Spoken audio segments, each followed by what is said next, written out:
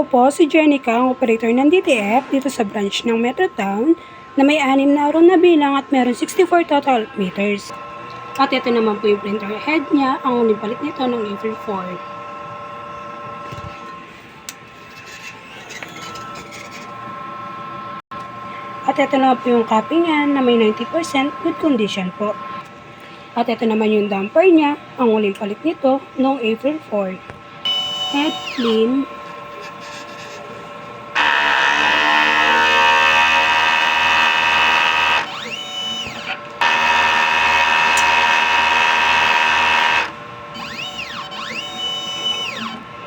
After head clean, punasan natin ng wiper.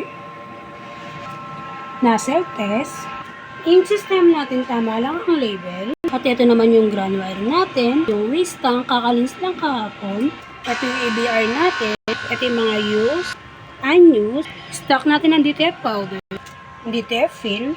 At ito naman po yung consumable withdrawal natin. At ito naman po yung output record natin. At ito naman po yung maintenance checklist natin. Salamat po.